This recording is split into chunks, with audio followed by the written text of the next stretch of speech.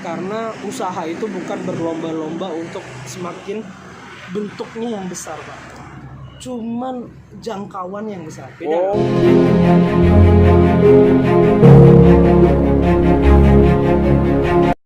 Assalamualaikum warahmatullahi wabarakatuh. Selamat sore kawan-kawan.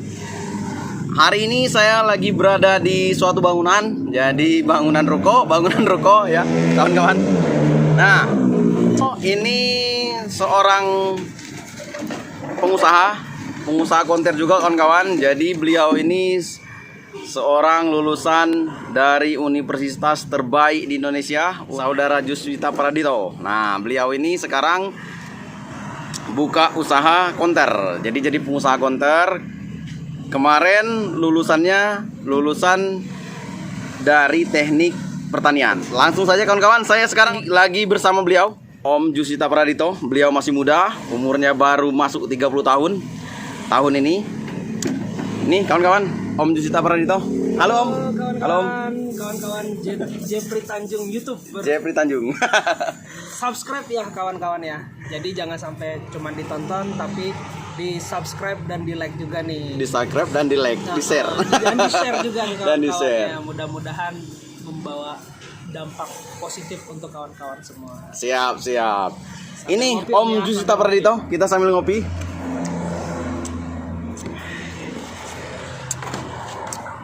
Nah, Om Juswita Pradito, mungkin kawan-kawan di luar sana, Om Dito. Di luar sana itu kan banyak itu pedagang-pedagang pemula. Alhamdulillah. Jadi mereka ini terkadang itu bingung. Sekarang kan masa pandemi nih. Masa pandemi usaha menurun dong. Iya. Karena pembelinya menurun, sudah itu mungkin karena ini Om, karena pendapatan juga menurun, akhirnya berpengaruh untuk dagangan mereka. Nah, banyak yang bertanya kawan-kawan ini, mereka baru buka 6 bulan, belum sampai 1 tahun, usaha mereka sudah tutup Om. Nah, sudah tutup.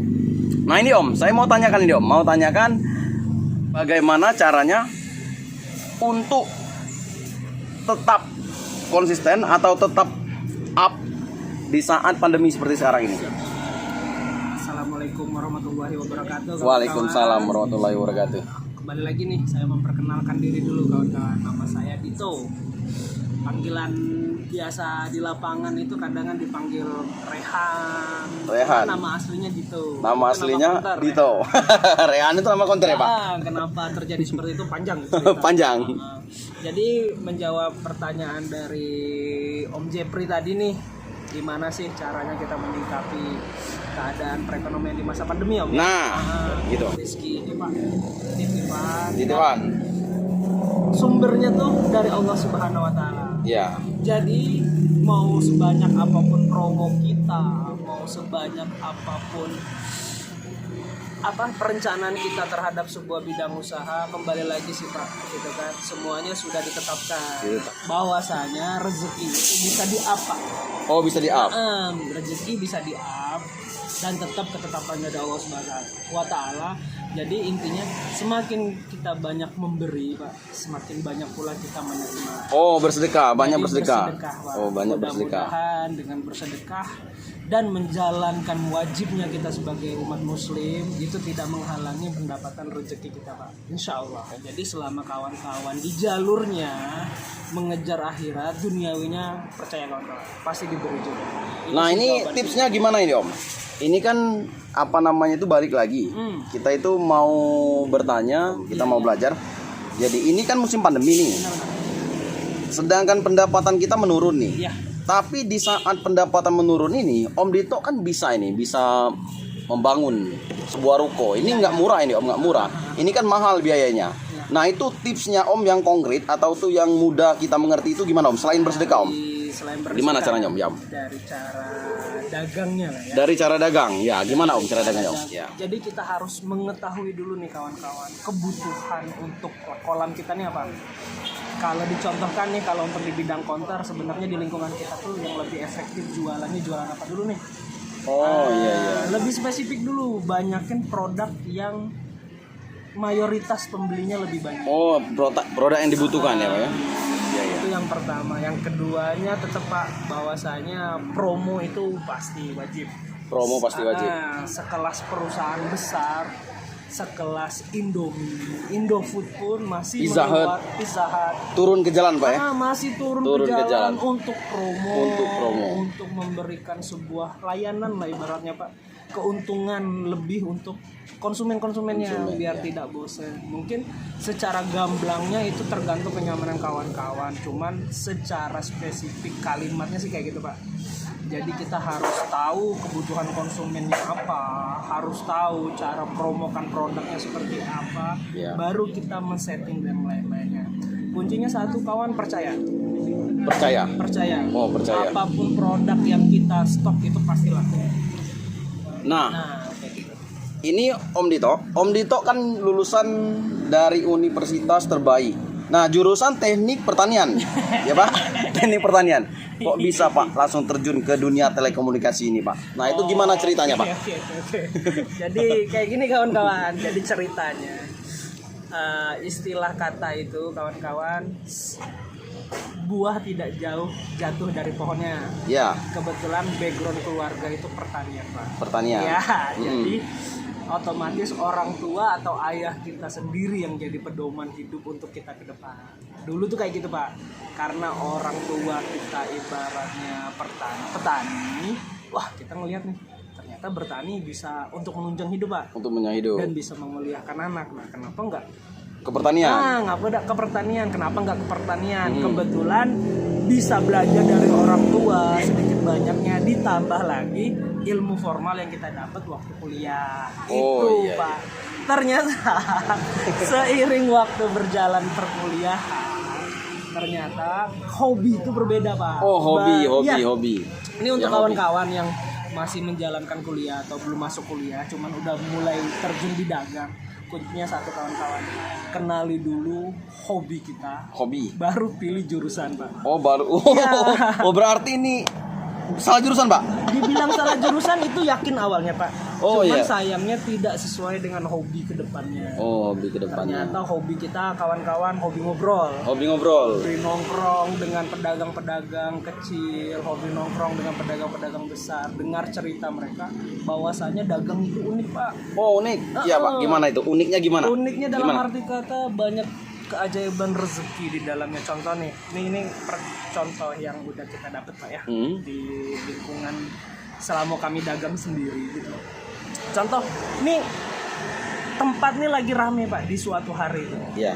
Konsumen lagi rame yang beli gitu. Cuman begitu kita pembukuan Pak, balik lagi, oh dapatnya cuma segitu ya. Nah, begitu kita pun keadaan sepi, udah itu kita hitung-hitungan nih Pak untuk nyari bersih laba pendapatan hari itu. Untungnya sama aja pas rame Pak. Oh pas rame sama. Jadi sebenarnya aku sampai ambil benang merahnya Pak. Kenapa sih rame, harusnya kan lebih dong. Benar. Ternyata kawan-kawan itulah yang disebutkan bahwasanya rezeki sudah ditetapkan Pak. Oh ditetapkan. Dan sesuai dengan kebutuhan kita. Jadi yang namanya kebutuhan kita sehari-hari kawan pasti sudah dicukupkan. Cuman untuk keinginan lebih, keinginan maju butuh proses tambahan. Jadi istilah kata berdagang untuk mencukupin itu tambah lagi kebutuhan kita Pak. Oh tambah lagi. Seperti sekarang nih, kami lagi buat tempat baru nih kawan-kawan ya. Doain 2021 kita udah amin. sel, udah baju baru Pak. Oh iya, amin. Sama kayak ini Pak, dibilang udah menyiapkan biaya, kita nggak bener-bener tidak menyiapkan biaya, cuman yakin bahwasanya kalau emang ini tempat dapat ridhonya dari Allah Subhanahu wa taala, rezeki untuk bangunnya entah dari mana-mana baca Pak. Iya. Kalau bahasa lingkaunya entah dari mana-mana baik kawan-kawan. Iya, baik. Ado rezeki. Begitu butuhnya beli ini dapat, begitu butuhnya beli itu dapat tanpa mengenyampingkan nih kayak gitu. Jadi jangan sampai ketengokannya goib Pak. Oh goib. Dalam arti kata goib kayak gini kawan-kawan. Kita tahu cuman nyetok eksis 100 pieces Pak. Berharap untung eksis ini jumlahnya jadi 200 pieces. Keuntungannya sama kayak orang jualan 200 pieces. Itu kan nggak mungkin kawan-kawan. Jadi stok sebanyak-banyaknya berarti keuntungan pun lebih besar. Dan satu lagi percaya bahwa barang itu bakal habis. Oh berarti walaupun stok banyak ya Pak, percaya Pak ya? memantaskan diri dengan cara menaikkan ranking kita. Oh, menaikkan ranking. Kalau kita udah biasa habis 100 positif, nanti di minggu depan, di bulan depan pasti jadinya 200. 200. Habis 200 terus tuh nggak mungkin turun. Dari 200 jadi 100 lagi, dari 100 jadi 10. Bicis mungkin kan nyetoknya enggak. Pasti kemampuannya naik terus, sama kayak kita ibaratnya belajar SD, kawan-kawan. Belajar SD, SMP, nggak mungkin dari SMP tiba-tiba diturunkan lagi jadi SD, Pak. Oh, Atau berarti dia emang- dari SD ke SMP gitu, Pak. Ya, Peningkatan. peningkatan tangganya. Peningkatan. Kalau dia pun mau masih di SD, pilihan. Berarti dia nyaman di bangku SD, nggak mau nyoba bangku SMP. Mungkin contohnya seperti itu. Mudah-mudahan bisa menjawab lah keraguan kawan-kawan di dunia dagang ini, dan insya Allah harapan kami dan aku pun berdoa untuk semua pedagang baik skala kecil, besar, menengah, itu semuanya se-Indonesia ini rezekinya tetap diridhoi Allah, diberikan lebih terus. Amin, amin. Amin. Karena Amin, ya Rabbal. semakin banyak pedagang, prinsip kami semakin banyak kita bisa membantu orang banyak, Pak. Amin, amin, amin. Jadi yang selama ini kendor usahanya, jangan kendorkan semangatnya. Rezeki boleh masih segitu, cuma semangatnya jangan turun, naik terus. Oh, harus makin semangat. Nah, harus makin semangat. Karena kalau kita tidak yakin dengan usaha kita, siapa yang meyakinkan? Ya, Pak? Iya, benar, Kita pun benar. sholat belum tahu nih bakal masuk Oh, surga ini apa menarik ini, Pak. enggak. Soalnya kalau bukan kita yang meyakinkan, Siapa lagi? siapa lagi? Menarik ini, Pak. Seperti sholat ya, Pak. Iya. Kita kan udah sholat nih, Iya, cuman tetap nih kita harus tahu ilmu sholat kayak gimana. iya. Tetap balik lagi, kita nggak bisa menjamin nih bahwa sholat kita udah benar apa belum selain kita belajar. Nah, berarti dagang pun harus banyak belajar, Pak. Harus banyak belajar. Harus banyak mencari dari orang yang berilmu lagi. Oh, berilmu lagi berguru, di atas. berguru. Iya, benar. Harus banyak belajar, berguru. Berguru, karena semuanya nggak ada yang bisa meyakinkan sampai kapan kita bisa dunia dagang yang saat ini kita gandrungi, sampai kemana kemampuan kemajuan kita tidak bisa jawab. Yang bisa kita itu berusaha dan yakin, Pak. Berusaha dan yakin. Menarik ini, Pak. Gitu. Kalau kita udah berusaha dan yakin, insya Allah ada aja jalan untuk ke sana, Pak. Nah, ini Om, untuk pertanyaan selanjutnya, Iya. gimana caranya membuka usaha tanpa modal? Nah, gitu. Jadi gimana, Om? Usaha tanpa modal gimana? Sebenarnya semua usaha tidak ada yang bisa dijalankan tanpa modal, Pak. Tanpa modal sebenarnya. Minimalnya modal tenaga. Oh. Minimal modal pikiran, modal tenaga. Jadi semuanya butuh modal, kawan-kawan. Semuanya butuh Terlepas modal. itu, jadi jangan sampai terpaku permodalan itu hanya berbentuk material, Pak. Material. Dalam bentuk uang, bahwasanya belanja dulu baru bisa kita jualan, nyetok barang dulu baru kita bisa dapat keuntungan. Semuanya nggak semata-mata kayak gitu, Pak. Jadi semuanya jangan sampai terpaku dengan modal yang berbentuk material. Kalau menurut guru-guru kami terdahulu, guru-guru YouTube juga lah sih, Guru-guru banyak YouTube. guru dengan pebisnis yang Pebisnis. share di YouTube bahwasanya semua usaha itu sebisa mungkin untuk pemula memulai usaha itu dengan modal material yang sekecil-kecilnya. Dengan modal material yang Iya. sekecil-kecilnya. Oh, Karena usaha itu prinsipnya kita mencari keuntungan, mencari keuntungan. bukan menumpuk modal untuk mendapatkan keuntungan. Oh, jadi usaha itu mencari keuntungan, bukan menumpuk modal untuk mendapatkan keuntungan. Jadi semuanya jangan terpaku dengan modal materi. Modal material. Modal relasi itu penting. Relasi. Modal semangat lebih penting. Semangat lebih penting. Relasi, semangat. Semangat, dan pertama kita yakinkan dulu usaha yang bakal kita kelola ini kita hobinya di sana. Oh. Yakin bakal mendapatkan keuntungan di sana. Baru kalau udah usaha berjalan, kita tahu benefit keuntungannya berapa dari putaran si usaha itu, baru kita siram dengan permodalan materi. Oh, modal materi. Percuma kawan-kawan kita stok produk sebanyak-banyaknya atau kita sampai mengeluarkan modal yang besar-besar tanpa kita mengetahui bagaimana cara penjualannya. Jadi jangan dibalik, istilah tangga tuh Pak ada tahapnya. Oh, ada tahapan. Nah, tangga itu nggak mungkin kita langsung loncat ke tangga nomor 3. Oh iya. Pasti dari tangga nomor 1 dulu, dari kita meyakini dan kita hobi dulu dengan usaha kita. Tahap yang kedua kita mencari relasi sebanyak-banyaknya tentang usaha kita. Tahap ketiga udah kita tahu nih usaha kita mau dibawa kemana, baru percepatannya dengan permodalan. Oh, dengan permodalan. Benar. Iya, iya. Karena prinsipnya kawan-kawan, yakinlah zaman sekarang itu berusaha lebih gampang daripada zaman dulu ya. Oh, lebih gampang. Sekarang orang berlomba-lomba sebagai gimana caranya produk dia bisa tersetok di mana saja. Kita yang pakai modal dengan modal kepercayaan itu lebih orang percaya. Oh, jadi modal kepercayaan itu lebih penting ya? Modal kita itu punya brand, Pak. Oh, punya brand. Iya. Wah, Cuma keren. jangan salah kawan-kawan. Untuk mencapai ke sana, kita harus punya nilai di mata value di mata orang lain. Di mata orang lain. Jadi kan nggak pakai modal, kawan-kawan. Iya. Kalian mau dikasih modal sebanyak apapun, itu belum bisa menjadi jaminan bahwa usaha kalian itu bakal besar atau bakal panjang, Pak. Iya. Karena usaha itu bukan berlomba-lomba untuk semakin bentuknya yang besar, Pak. Cuman jangkauan yang besar. Beda, Oh, jadi usaha itu bukan bentuknya yang besar, bukan bentuknya yang besar, tapi atau distribusinya. tokonya yang besar, isinya yang lengkap. Bukan semata-mata itu, kawan. Itu penting, cuman ada yang lebih penting lagi. Kayak gitu. Kita toko sederhana, kawan-kawan, cuman pelayanan kita bagus. Orang dari segi aspek golongan pun, dari mulai kelas atas, kelas tengah, kelas bawah pun belanja ke kita nyaman. Itu nilai value yang lebih tinggi daripada si bentuk tempatnya seperti apa. Perang harga yang banyak diceritakan dengan kawan-kawan di usaha yang sama saat ini, bahwasanya Nah, ini Pak, ini dengan perang harga. Nah, ini banyak juga kawan-kawan bertanya Pak di luar, kawan-kawan di luar itu bertanya ke kita, itu bagaimana cara kita untuk menyikapi persaingan, Pak? Cara menyikapinya gimana, Pak? Menurut Om Dito, cara menyikapi persaingan dengan berperang harga ini gimana caranya? Jadi cara menyikapinya. Nah, cara menyikapinya dengan perang harga ini ya kita lawan, Pak. Kita lawan. Berarti kalau misalkan orang itu jual segitu kita ikut. Lawan. Waduh. Kita ikut. Jadi kita itu harus ikut tuh. Iya. Harus ikut. Cuman kawan-kawan, yang jadi garis besarnya bukan di masalah harganya yang harus sama.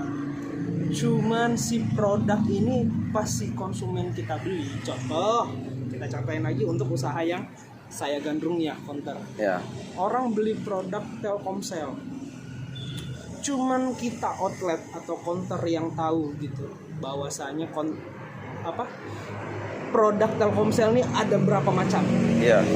Enggak semua konsumen tahu gitu produk Telkomsel ada berapa banyak. Cuman kita gali dulu kebutuhan konsumennya. Oh, gali kebutuhan konsumen. Dia keinginannya untuk harus sebulan nih habisnya si paket ini, karena duit yang aku keluarkan ini harus cukup untuk sebulan. Iya. Atau si konsumen ini ternyata kebutuhan hariannya lebih besar, jadi jangan ditawarkan yang 1 bulan. Oh, ditawarkan yang kita tawarkan produk yang mingguan. Oh, itu yang ketengan. Oh iya. Jadi kita harus tahu dulu tuh kebutuhan konsumen apa, baru kita bisa menjual produknya. Karena produk itu di mata konsumen bukan dinilai dari harga, kawan-kawan. Itu dinilai dari manfaat kalau mereka membelinya gitu. Percuma kita kasih tawar harga ini paling murah Kak selubuk linggau. Ya aku nggak butuh gitu. Oh, berarti yang sesuai penting kebutuhan. harus 1 bulan si barang ini habisnya. Kita jangan paksakan beliau membeli barang yang nggak bisa habis untuk 1 bulan. Karena harga nggak semua konsumen peduli dengan harga kamu. Nggak semua konsumen peduli dengan harga. Ya, yang konsumen butuhkan itu manfaat setelah membeli. Oh iya. Nah, itulah cara kita menyingkapi perang harga. Oh, Yang banyak sekarang dilakukan sama kawan-kawan yang lain dengan berperang harga karena dia nggak punya harga. Oh, nggak punya harga. Ya, jadi contohnya kayak gini. Jadi ikutan dia gitu, Pak. bingung menetapin produk ini berapa kayak gitu. Jadi akhirnya gimana caranya orang lari ke tempat dia dengan cara menjual harga semurah-murahnya. Oh, semurah-murahnya. Akhirnya yang terjadi penjualannya ya sama aja. hasilnya nggak ada, terus itu konternya belum setahun udah tutup, Pak. Oh. Nah, ini Om Dito. Ini pertanyaan terakhir, Om. Ya. Nah, di masa pandemi ini di tahun 2020, di zamannya corona ini yang saya tahu sampean kemarin sempat menang program TRI itu dapatnya bonus ke Bali. Ya. Nah, dapat bonus ke Bali. Terus sudah menang ke Bali, bonus ke Bali itu kan kemarin nggak jadi pergi tuh karena corona, jadi digantikan dengan uang. Benar Om Dito ya? Benar. Jadi terus sampean sesudah menang ke Bali, sampean bangun rumah di Jokoboyo, bangun rumah. Terus sekarang sudah lanjut lagi bangun ruko. Iya. Nah, itu gimana Om? Caranya di masa pandemi ini sampean bisa menghasilkan uang. Bagaimana caranya? Trik-triknya bagaimana Om? Oh, iya, iya. Kok bisa? Nah, cerita mundur dikit ya. Ya, mundur Dikit dikit. aja, mundur ceritanya. Jadi ceritanya kawan-kawan, saya berkecimpung di dunia dagang ini mulai yang benar-benar terjun Pak ya. Ya. Terjun secara pikiran dan fisik badan itu dimulai dari 2016 bareng 2016. Bukit Sulap Seller kawan-kawan. Bukit Sulap Itu Seller. barengan. Barengan. Sebelumnya saya bekerja di sebuah instansi yang berpindah-pindah lah. Oh, di banyak perusahaan Pak ya. Jadi ceritanya dulu Pak, ini aku cerita yang rada jeleknya dikit Pak. Ya. Dari dahulu, dari mulai ngerintis usaha, saya sudah mulai menggunakan riba Pak. Oh, di bank, main bank. Main bank Main dari bank. mulai 2013 sampai 2019 kemarin. Oh, terakhir 2019 main bank. Jadi Oh, ada yang lucu nih Pak. Dari selama 2013 sampai 2019 itu cita-cita saya susah tercapai Pak. Selama berkecimpung di dunia riba ini. ya Om. Begitu 2019 akhir sekitar bulan November Desember saya sudah tutup buku Pak. Keluar dari riba. Keluar dari riba, Oh, saya keluar dari niatkan- minjam ini apa pinjaman dari bank? Ya, saya niatkan untuk jangan sampai lagi lah terjerumus di dunia yang udah tahu ilmunya tidak bagus Pak. Iya. Tidak bagus secara agama kita, agama Islam kayak gitu kan. Jadi semua yang saya dapat itu Pak, alhamdulillahnya di 2020 Pak. Oh, 2020 setelah bank lunas. Setelah Bank Lunas itu Iya. yang lucu Pak. Iya, setelah Di Bank saat kita nggak punya sumber permodalan, malah kita dipermudahkan untuk mendapatkan keinginan kita dipermudah. kayak gitu. Dari saya nikah dari 2017 Nah, sampai usahanya apa aja itu, Om Dito? Usahanya sampean bisa menghasilkan ibaratnya itu uang banyak, ini bukan Ya. sedikit. Rumah, sudah itu ruko, sudah itu menang juga. Dari Tri itu penjualannya berarti deras itu penjualan. Iya, iya. Nah, itu gimana Om? Trik-triknya itu Pertama, supaya penjualan kita itu meledak lah. triknya, sering-seringlah berkumpul dengan orang yang berpikiran positif kawan-kawan. Oh, jadi Termasuk guru saya dan kawan karib saya ini luar biasa. Oh, jadi berpikir positif. Ya, selalu berpikir positif. Selalu berpikir positif. Udah itu berkumpul dengan orang-orang baik. Ingat kawan-kawan ya. Berkumpul dengan Selama orang-orang kita baik. berkumpul dengan orang yang baik, orang yang keinginan majunya lebih tinggi dari kita, sedikit banyaknya kawan-kawan, motivasinya pasti dapat. Motivasinya pasti dapat. Pasti dapat. Udah itu apa yang mereka dapat pun sepertinya kita mengarah pun mendapatkannya Pak. Oh, mendapatkannya. Nggak bisa di 2 bulan, 3 bulan, 4 bulannya kita dapat. Iya. Kayak gitu. Jadi istilahnya kawan-kawan, apa yang saya sudah dapatkan sekarang, pertama alhamdulillah atas dasar saya yakin. Saya benar-benar ibaratnya meminta dengan tulus dan meminta permohonan maaf atas kesalahan saya berdagang selama ini Pak. Oh, iya. Selalu bergantung dengan permodalan dari perbankan sampai saya melupakan bahwasanya saya harus tahu sumber pendapatan saya itu bukan karena modal. Bukan karena modal. Atas seizin Allah Subhanahu wa taala. Oh, iya. Kayak gitu. Makanya alhamdulillah di dalam tahun ini sedikit banyaknya cita-cita saya mulai saya dapatkan dan mulai saya kerjakan dan alhamdulillahnya diberi kemudahan kayak gitu Pak. Iya. Ini kan lucu kawan-kawan, di saat kita memiliki pinjaman uang gitu kan, peminjam permodalan, harusnya usaha kita makin naik dong Pak. Iya. Entah kenapa saya tidak mendapatkan kenyamanannya Pak, sampai akhirnya putaran lagi bagus, padahal di 2019 2018 putaran lagi bagus, malah keraguannya besar Pak, ketakutannya lebih tinggi dibandingkan kita nggak ada pinjaman. Oh, nggak ada pinjaman. Kayak gitu. Iya. Begitu kita nggak mencoba untuk meminjam pinjaman dari orang lain, malah kita diberi kemudahan Pak. Oh, diberi kemudahan. Ya, Berarti itu. riba itu boleh dibilang itu menurut Mas Di apa namanya itu Om Dito itu nggak bagus ya Om? Nggak bagus Nggak karena berdasarkan pengalaman yang sudah saya dapatkan gitu, itu malah memperhambat sih Pak. Memperhambat Iya, impian. impian Memperhambat kayak gitu. impian. Benar, terlepas gimana cara penjelasan detailnya, yang jelas kita mencoba meskipun pribadi kita belum jadi lebih baik, setidaknya mana yang sudah dibataskan dan tidak diperbolehkan dilaksanakan dijauhkan Pak. Oh, dijauhkan. Jangan dilakukan Pak. Iya. Mungkin sedikit banyaknya Amin. makin mendekati impian kawan-kawan lah ke depannya gitu.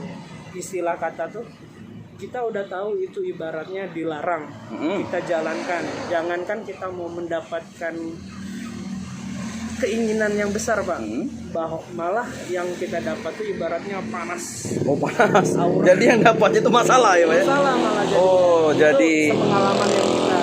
Cuman banyak juga kawan-kawan yang ibaratnya pinjam uang perbankan dia usahanya lancar-lancar aja banyak. Banyak. Cuman buat yang kita sudah tahu ilmunya lebih baik dihindari. Oh dihindari. Jadi perbankan itu usahakan untuk dihindari. Ya, banyak caranya selain untuk minjam permodalan secara riba kan banyak cara yang lain Pak. Contoh kita berrelasi dengan kawan dekat. Oh iya. Itu kan sistemnya bagi hasil. Sistem bagi hasil. Oh iya. Jadi sistem bagi hasil ya Pak ya. Benar. Nah Hasilnya ini sedikit cuma Om Dito, berkah. ini mungkin pertanyaan sudah habis Om. Itulah mungkin pertanyaannya. Terima kasih Nah. Om Jeb sudah mampir ke gubuk kita nih Om. Terima kasih banyak Om Dito. Iya, sama-sama. Terima kasih banyak. Kita sudah diizinkan untuk membuat video ini, udah dikawanin untuk membuat video. Jadi ini rencananya ke depannya ini mudah-mudahan channel ini bisa membesar Om. Iya. Channel ini bisa membesar. Jadi Inspirasi banyak. ya rencananya channel kita ini Om untuk menginspirasi Om. Tujuannya itu menginspirasi pedagang-pedagang pemula gitu Om. Ini Jadi bukan karena masker, kenapa Om? Ini jenggot. Oh jenggot bukan masker. Karena kenapa Om saya datang ke Om Dito? Karena Om Dito saya rasa ini sudah pantas ya Om untuk memotivasi kita sebagai apa namanya itu, memotivasi kawan-kawan yang Belum secara pantas Pak. ya Cuman mudah-mudahan bisa menambah wawasan kawan-kawan yang lain. amin amin amin. Om Dito sebelum kita tutup awal video ini, jadi di channel saya itu punya jargon. Jadi Wah, jargonnya jargon. itu selalu siap dengan perubahan. Nah, jadi anak muda itu selalu siap dengan perubahan. Jadi Om, bareng-bareng Om. Siap. 1, 2, 3, selalu siap dengan perubahan. Ya Om Dito, terima kasih banyak. Siap sama-sama. Mudah-mudahan ini bisa menginspirasi kawan-kawan di luar sana. Semoga usaha Om Dito makin maju, makin berkembang lagi, rukonya cepat selesai dan usahanya makin lancar. Amin ya Allah. Amin. Thank you Om, motivasi Om. Terima kasih, siap.